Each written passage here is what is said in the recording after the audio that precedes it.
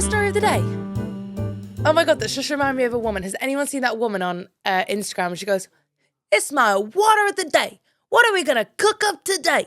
And she's got a big Stanley cup with crushed ice and she puts syrup. We've got some watermelon sugar, skinny, sugar-free syrup. 2 pumps.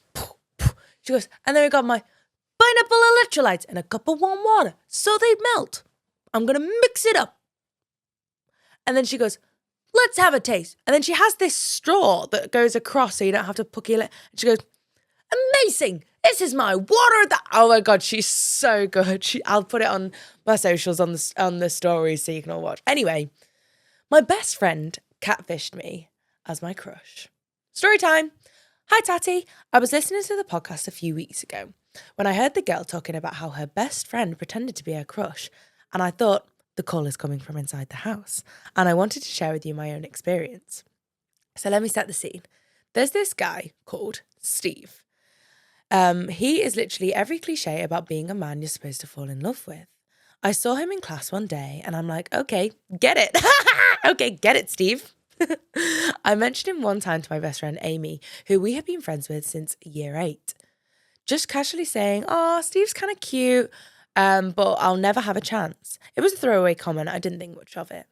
Then a few days later, I get a DM from Steve on Instagram. He says, "Hi, I think you're cute." Excuse me?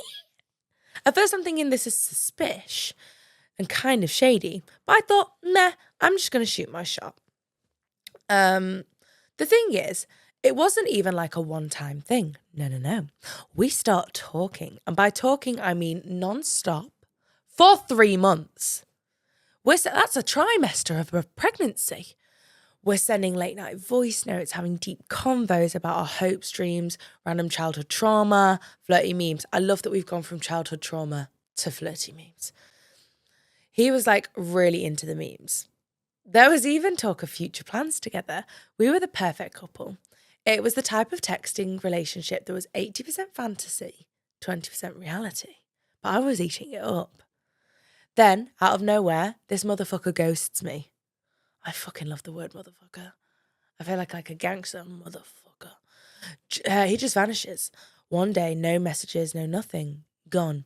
I was left sitting there staring at my phone like an idiot, wondering if I had somehow scared him off or if maybe something had happened to him. It was genuinely worry that was coming from my side. I didn't want to seem desperate, so I didn't reach out. Fast forward a week, I'm at Amy's house, using her iPad, because she's got one of those super expensive ones that makes my Samsung look like a fossil. Samsung? I had one of them. What were they called?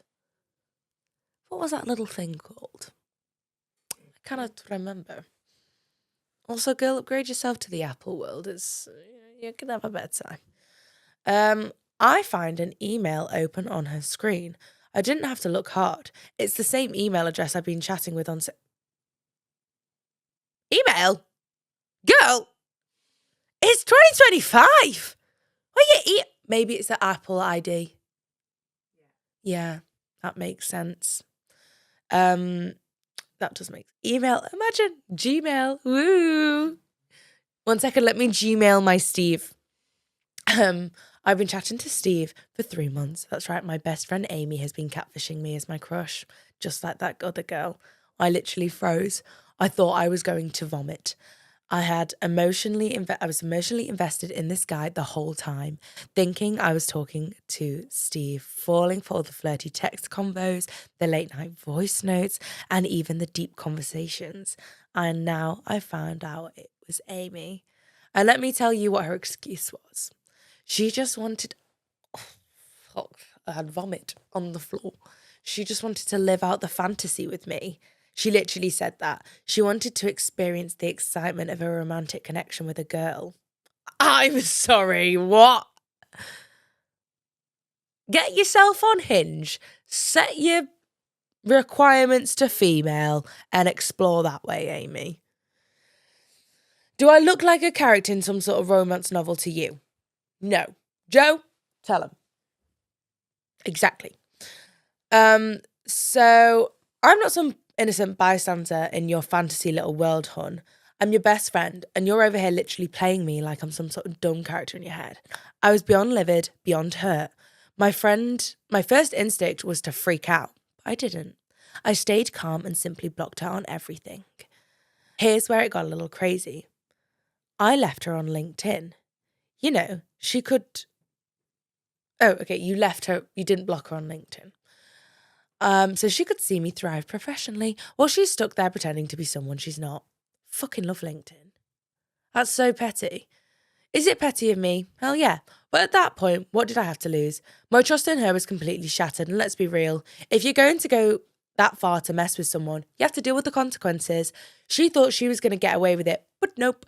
I was going to make her watch me flourish, just so she could remember how much of a mess she made everything out to be.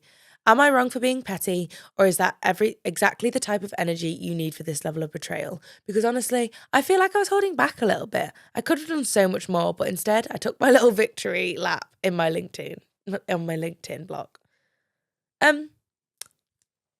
Here's what I would have done. Fucked off Amy like you did, I blocked her. That's when you approach Steve and you go, my guy, hilarious story. This girl pretended to be you. Because obviously, Steve, you're a very attractive person. So why would I not want to get to know you? You know, your personality, see if the personality matches how attractive you are. I've been talking to her for 3 months. I was thinking that we had a thing going. So here's the thing, Steve. I'd like to ask you out on a date. Because I thought we had something going. You know? I'd use that as an in. I think I was imagine at the wedding, yeah, we'd have never have met if it weren't for her being catfished. I think that's a really fun way to approach Steve because you have something to talk about already. And if he's fun and bubbly, he'd be like, that's fucking wild. Let me show you what I'm really like. I think that's really fun. Yeah? You can tell I've got no experience in dating at all. Amy's a fucking nutcase. And to keep that going for 3 months, she's clearly gone to a lot of effort to make it a separate iCloud. She must have used some sort of AI voice modulator for the voice notes. I wonder if we can do that. Maybe we can try that out. I also one day would love for you guys to send in voice notes and then we can listen to them together. So I don't get a chance to I just get to listen. That sounds fun and we can modulate them.